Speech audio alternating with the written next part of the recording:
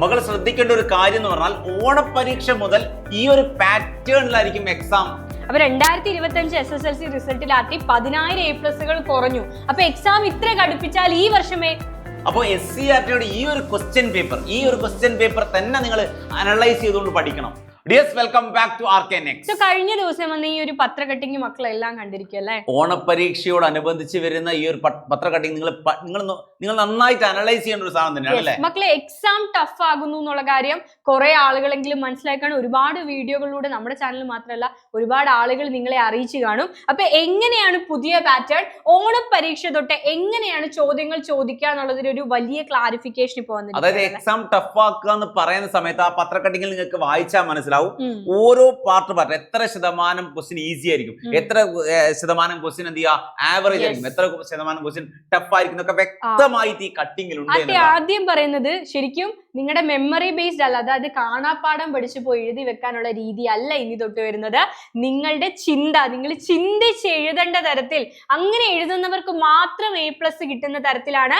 അതും ഓണപരീക്ഷ മുതൽ എടുത്തു പറഞ്ഞിട്ടുണ്ട് ഈ പുതിയ രീതി അല്ലെ? അതായത് പാറ്റേൺ അങ്ങ് മാറ്റി കുഞ്ഞുമക്കൾ ശ്രദ്ധിക്കേണ്ടതെന്ന് വെച്ചാല്, അതായത് വെറുതെ കുറെ ബൈ ഹാർട്ട് പഠിച്ചിട്ട് എഴുതുന്ന ഒരു കുട്ടിയെ സംബന്ധിച്ചിടത്തോളം A+ എത്താൻ ബുദ്ധിമുട്ടായിരിക്കും. നമ്മൾ പേടിപ്പിക്കുന്നല്ല, നിങ്ങൾ മനസ്സിലാക്കി പഠിക്കാൻ വേണ്ടി തന്നെയാ പറയുന്നത്. ഓക്കെ, അതിൽ പറയുന്നുണ്ട് 30% ചോദ്യം ലളിതമായിരിക്കും, ആർക്കും അറ്റൻഡ് ചെയ്യാം. പക്ഷെ മക്കള് നിങ്ങൾ മനസ്സിലാക്കേണ്ടത് 50,000-ലധികം കുട്ടികൾ ഫുൾ A+കാരാ. അപ്പൊ ജസ്റ്റ് പാസ് ആയിട്ട് നമുക്ക് കാര്യമില്ല, നല്ലൊരു സ്കോറിലേക്ക് തന്നെ എത്തണം അല്ലെ? അത് ഈസി ആയിട്ട് നിങ്ങളെ പാസ്സാക്കാൻ ഗവൺമെന്റ് ഈസി ആയിട്ട് തന്നെ പാസ്സായി തരും. നിങ്ങൾക്ക് 30% മാർക്കാന്ന് നിങ്ങളെ പാസ്സാക്കുന്ന കാര്യം അവരേറ്റു. പിന്നീടുള്ള കാര്യമാണ് ശ്രദ്ധിക്കേണ്ടത്. അതെ, അതേപോലെ 50% ചോദ്യം ഒരു ആവറേജ് കുട്ടിക്ക് അറ്റൻഡ് ചെയ്യാൻ പറ്റുന്ന വിധത്തിൽ. അപ്പൊ 50, 30, 80 കഴിഞ്ഞു. 30 ഈസി ക്വസ്റ്റ്യൻസ് ആയിരിക്കും 30%, 50% ആവറേജ് ആയിരിക്കും, ബാക്കി വരുന്ന 30%. അതിൽ 80%, 60%, 60% ചിലപ്പോൾ നിങ്ങൾക്ക് വാങ്ങാൻ പറ്റിയേക്കാം. പക്ഷെ ഇനിയുള്ള ഒരു സംഭവം ഉണ്ടല്ലോ, ബാക്കിയുള്ള 20%, നിങ്ങളെ A+ലേക്ക് നയിക്കുന്ന 20%, അവിടെയാണ് കാര്യം വരുന്നത്. അപ്പൊ 30% ചോദ്യങ്ങൾ വളരെ ആഴത്തിലുള്ള ചോദ്യങ്ങളായിരിക്കും. അപ്പൊ ജസ്റ്റ് കാണാപ്പാഠം പഠിച്ചിട്ട് കാര്യമില്ല, മനസ്സിലാക്കി പഠിക്കുക, കോൺസെപ്റ്റ് ഓറിയന്റഡ് ആയിട്ട് പഠിക്കുക, ടെക്സ്റ്റ് ബുക്ക് നന്നായിട്ട് മനസ്സിലാക്കി ആഴത്തിൽ പഠിക്കുക അല്ലെ? ഈ ഒരു കാര്യം നിങ്ങൾക്ക് മനസ്സിലാവണമെങ്കിൽ SCRT പുതിയ പാറ്റേൺ അനുസരിച്ചുള്ള ക്വസ്റ്റ്യൻ പേപ്പർ അല്ലേ, ആ ക്വസ്റ്റ്യൻ പേപ്പർ മോഡൽ വെച്ച് തന്നെ പഠിക്കണം. അത് പഠിച്ചാലേ നമുക്ക് ആ പാറ്റേൺ മനസ്സിലാവുള്ളൂ. നിങ്ങൾ മനസ്സിലാക്കണം, നമ്മൾ ഓരോ വർഷത്തെയും A+കാരുടെ എണ്ണം എടുത്താൽ കഴിഞ്ഞ വർഷങ്ങളൊക്കെ A+ കൂടി വരികയായിരുന്നു അല്ലെ? 20,000, 34, 37, 41, 44, 68, 71. പക്ഷേ അത് 2025 ആയപ്പോഴേക്കും 2025 SSLC റിസൾട്ട് വന്നപ്പോൾ 10,000 കുട്ടികൾക്കാണ് A+ കുറഞ്ഞത്, ഫുൾ A+ കുറഞ്ഞത്. പൊന്നുമക്കളെ, നിങ്ങളോട് വീണ്ടും ഞാൻ പറഞ്ഞു, ഒരിക്കലും നിങ്ങളെ പേടിപ്പിക്കാൻ വേണ്ടിയിട്ടല്ല. A+കാരുടെ എണ്ണം കുറയ്ക്കുന്നു എന്നുള്ളത് ഗവൺമെന്റിന്റെ ഒരു സ്ട്രാറ്റജി തന്നെയാണ്. കാരണം അത് വിദ്യാഭ്യാസ നിലവാരം കൂട്ടുക എന്നതിലാണ്. ഇത് ശരിക്കും നല്ലൊരു കാര്യം തന്നെയാണ്. കാരണം ആ ഒരു നിലവാരത്തിൽ പഠിച്ചെങ്കിൽ മാത്രമേ നിങ്ങൾക്ക് കോമ്പറ്റേറ്റീവ് എക്സാംസ്, മത്സര പരീക്ഷകളൊക്കെ അറ്റൻഡ് ചെയ്ത് ഒരു നല്ല സ്ഥാനത്തിലേക്ക് എത്താൻ പറ്റൂ. അല്ലെങ്കിൽ എപ്പോഴും കേരളത്തിലെ കുട്ടികൾ പിന്നിലാകുന്നു പരാതി വരുന്നുണ്ട്. ഓൾ ഇന്ത്യ ലെവൽ റാങ്കിങ്ങിലൊക്കെ നമ്മൾ പിറകിലോട്ട് പോകുന്നു എന്നുള്ള ഒരു പരാതി വന്നതിനെ തുടർന്ന് മാത്രമാണ് ഇങ്ങനെ ഒരു സ്ട്രാറ്റജി. അപ്പൊ ഒരിക്കലും അവരെന്ത് ചെയ്യുക, വെറുതെ പറയുന്നില്ല. നിങ്ങളൊരു വിഷമമായിട്ട് കൺസിഡർ ചെയ്യാതെ ഫ്യൂച്ചറിലേക്ക് നിങ്ങൾക്ക് ഉപകാരപ്പെടും എന്ന് മനസ്സിലാക്കി പഠിക്കുക. അപ്പൊ ഇതാണ് SCRT ക്വസ്റ്റ്യൻ പേപ്പർ. ഈ കംപ്ലീറ്റ് ക്വസ്റ്റ്യൻ പേപ്പർ നമ്മുടെ കയ്യിലുണ്ട്. അപ്പൊ കിട്ടാത്ത ഒരുപാട് ആളുകളുടെ കയ്യിൽ കാണും. കിട്ടാത്ത ആളുകൾ നമ്മുടെ കമ്മ്യൂണിറ്റിയിൽ നമ്മൾ അപ്പ് ചെയ്യും. അതിൽ നിന്ന് PDF ഡൗൺലോഡ് ചെയ്തെടുക്കട്ടോ. SSLC RK Nextന്റെ SSLC കമ്മ്യൂണിറ്റിയിൽ ഈ ഒരു ക്വസ്റ്റ്യൻ പേപ്പർ കാണും. നമ്മുടെ കമന്റ് ബോക്സിൽ ആ നമ്പർ പിൻ ചെയ്ത് വെക്കാം. വേണ്ട മക്കൾ മാത്രം കേട്ടോ, കയ്യിലില്ലാത്ത കമ്മ്യൂണിറ്റിയുടെ ലിങ്കും കൊടുക്കുന്നുണ്ട്. അതെ. യെസ്. അപ്പോ അതിൽ നമ്മൾ ഇത് മാത്രമല്ല, കുറച്ച് മോഡൽ ക്വസ്റ്റ്യൻ പേപ്പർ നമ്മൾ തന്നെ തയ്യാറാക്കിയ മോഡൽ ക്വസ്റ്റ്യൻ പേപ്പറും കാര്യങ്ങളും ഒക്കെ നിങ്ങൾക്ക് പോകെ ഇട്ട് തരുന്നതായിരിക്കും. അതൊക്കെ ഒന്ന് യൂസ് ചെയ്യട്ടോ മക്കളെ. യെസ്. ഓക്കെ, അപ്പോ ഈ ഒരു ക്വസ്റ്റ്യൻ പേപ്പർ നോക്കിയാൽ മനസ്സിലാകും അല്ലെ? ഈ ഒരു ക്വസ്റ്റ്യൻ പേപ്പറിനെ മാത്രം ബേസ് ചെയ്ത് പഠിക്കണം. ഈ ക്വസ്റ്റ്യൻ പേപ്പറിൽ നിങ്ങൾക്ക് കാണാൻ പറ്റും ഒരു 30% ക്വസ്റ്റ്യൻ ഒരു ഹയർ ലെവലാണ്. ഹയർ ലെവൽ എന്ന് പറഞ്ഞാൽ അത്യാവശ്യം നന്നായിട്ട് ആ ടെക്സ്റ്റ് ബുക്ക് വായിച്ചിട്ട് ഒരു ക്വസ്റ്റ്യൻ നമുക്ക് അനലൈസ് ചെയ്യാം. ഒരു എലമെന്റിന്റെ അറ്റോമിക് നമ്പർ തന്നിട്ടുണ്ട് 16. അല്ല, അതല്ലല്ലോ ക്വസ്റ്റ്യൻ. ഒരു ടഫ് ക്വസ്റ്റ്യൻ. യെസ്. ഓക്കെ, ഒരു എലമെന്റിന്റെ പൊസിഷൻ തന്നിട്ടുണ്ട്. അത് 4th പീരീഡിലും 2nd ഗ്രൂപ്പിലുമാണെന്ന് തന്നിട്ടുണ്ട്.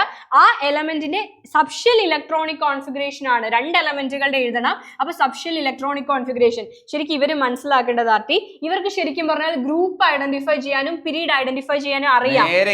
അതെ, ഇലക്ട്രോണിക് കോൺഫിഗറേഷൻ തന്നാൽ ഈസി ആയിട്ട് നിങ്ങൾ ഗ്രൂപ്പും പീരീഡും ഐഡന്റിഫൈ ചെയ്യുന്ന അറിയാം.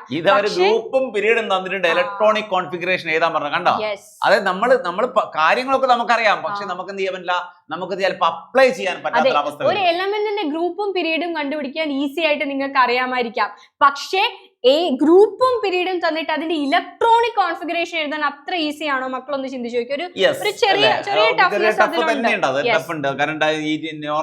ഇതാണ് ഏറ്റവും വലിയ ടഫ് ക്വസ്റ്റ്യൻ ഒന്നും അല്ല, ആപ്ലിക്കേഷൻ ലെവൽ ക്വസ്റ്റ്യൻസ് ആണ് വരിക എന്ന് മാത്രം ഒന്ന് പറഞ്ഞു. ഇതൊന്നും നമുക്ക് എക്സ്പ്ലെയിൻ ചെയ്ത് കൊടുത്താൽ. ഫോർത്ത് പീരീഡിൽ ഗ്രൂപ്പ് സെക്കൻഡ് അല്ലേ, ഫോർത്ത് പീരീഡ് ഗ്രൂപ്പ് 2 ആണ്, അതിന്റെ ഇലക്ട്രോണിക് കോൺഫിഗറേഷൻ എഴുതാൻ പറഞ്ഞു.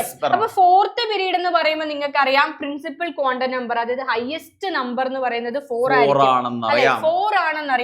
അത് 4s ആണോ 4p ആണോ 4d ആണോ എന്നൊന്നും നമുക്ക് അറിയത്തില്ല. അതായത് ഇലക്ട്രോണിക് കോൺഫിഗറേഷൻ എൻഡ് ചെയ്യുന്നതിലാണ് 4ലാണ്, അത് മനസ്സിലാക്കിയാൽ മതി. ഫോർത്ത് പീരീഡ് എന്ന് പറഞ്ഞാൽ ഇലക്ട്രോണിക് കോൺഫിഗറേഷൻ അവസാനിക്കുന്നത് 4ലാണ്. അതായത് അതിൽ 5s ഉണ്ടാവില്ല, 5p ഉണ്ടാവില്ല, 6s ഉണ്ടാവില്ല, 7s ഉണ്ടാവില്ല, 5ഓ 6ഓ 7ഓ 8ഓ ഒന്നും ഉണ്ടാവില്ല.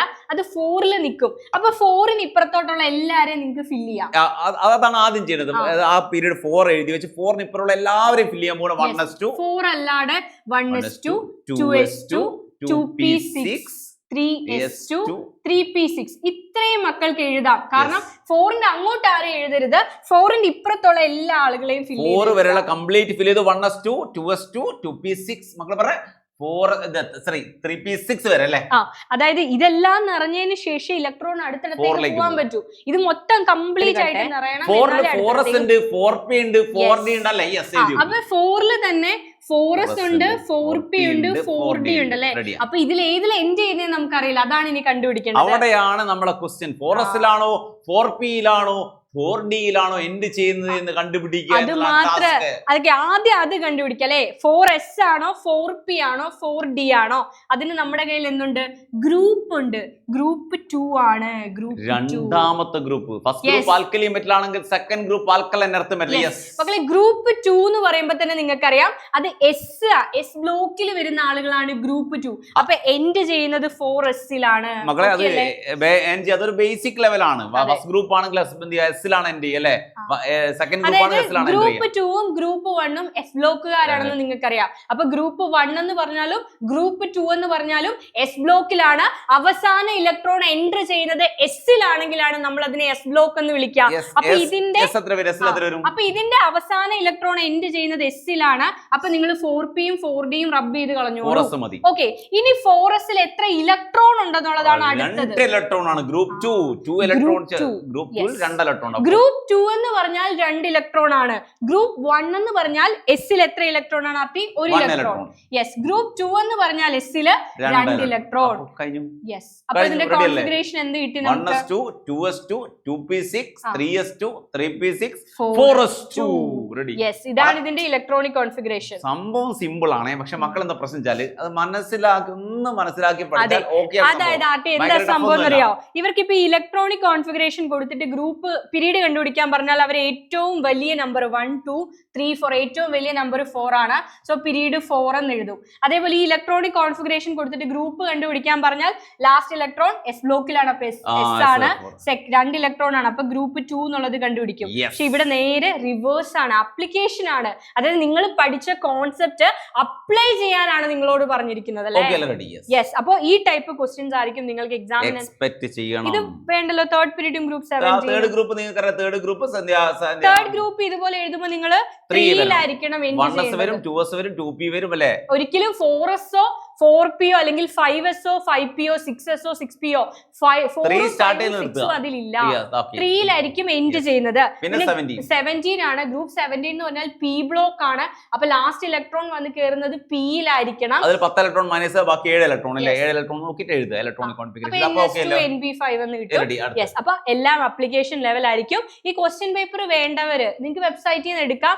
വേണ്ട ആളുകൾ മാത്രം നമ്മുടെ കമ്മ്യൂണിറ്റിയിൽ നിന്ന് PDF ഡൗൺലോഡ് ചെയ്തെടുക്കും. അതുപോലെ തന്നെ ക്വസ്റ്റ്യൻസ് കമ്മ്യൂണിറ്റിയിൽ അവൈലബിൾ ആയിരിക്കും. മാക്സിമം ഓണ പരീക്ഷയ്ക്ക് വേണ്ട എല്ലാ കോൺസെപ്റ്റുകളും ട്രിക്ക് ഉപയോഗിച്ച് തന്നെ ഇനി നമ്മുടെ കോണ്ടന്റ് വീഡിയോ ഒക്കെ ആണ് ഗ്രൂപ്പ് കണ്ടുപിടിക്കാനും പീരീഡ് കണ്ടുപിടിക്കാനും ഒറ്റ മിനിറ്റിൽ നിങ്ങൾക്ക് പഠിക്കാൻ പറ്റുന്ന തരത്തിലുള്ള വീഡിയോസ് കാണും. കംപ്ലീറ്റ് ട്രിക്സ് ആണ്. ആ Yes. ട്രിക്കിലൂടെ അത് നിങ്ങളെ മക്കൾക്ക് പഠിപ്പിക്കുന്നതായിരിക്കും വേണ്ടിയിട്ട് കാര്യങ്ങൾ. നമ്മൾ എഫേർട്ട് എടുത്ത് ചെയ്യാണ്. ആ ഒരു സപ്പോർട്ട് നമ്മളെയും ചെയ്യുക. കാരണം നമ്മള് തീർച്ചയായിട്ടും ആദ്യമായിട്ട് തുടങ്ങുകയാണ് അല്ലെ, നമ്മുടെ ആദ്യമേ- ഫസ്റ്റ് ഇയർ yes, ആണ്. first year ആണ്. നിങ്ങളുടെ സപ്പോർട്ടാണ് ഇനി മുന്നോട്ട് പോകുന്ന വർഷങ്ങളിലൊക്കെ. ഇപ്പൊ നമ്മൾ കൂടുതലായിട്ട് കെമിസ്ട്രി ആണ്, പക്ഷെ പോകെ പോകെ ഓരോ എല്ലാ സബ്ജക്റ്റും നമ്മൾ സബ്ജക്റ്റുകളും നിങ്ങൾക്ക് അവൈലബിൾ ആയിരിക്കും. മാക്സിമം ഫ്രണ്ട്സിലേക്കൊക്കെ ഷെയർ ചെയ്യട്ടോ. എല്ലാം നിങ്ങൾക്ക് ഉപകാരമാണ് തോന്നിയാൽ മാത്രം മതി. നിങ്ങൾക്ക് അത് യൂസ്ഫുൾ, ഒരിക്കലും നിങ്ങൾക്ക് യൂസ്ഫുൾ അല്ല എന്ന് തോന്നുന്നുണ്ടെങ്കിൽ ഷെയർ ചെയ്യണ്ട. നിങ്ങൾ കാണുകയും അതെ. ഷെയർ ചെയ്യുകയും ചെയ്യണ്ട. നിങ്ങൾക്ക് യൂസ്ഫുൾ ആണെന്ന് തോന്നിയാൽ കുഞ്ഞുമക്കൾ എന്ത് ചെയ്യുക, അറിയുന്ന ഒരാൾക്കെങ്കിലും എന്ത് ചെയ്യുക, Yes. ഒന്ന് ഷെയർ ചെയ്ത് കൊടുക്കുക. Okay, Yes. അപ്പോ ബൈ അല്ലേ. ബൈ മക്കളെ, ബൈ.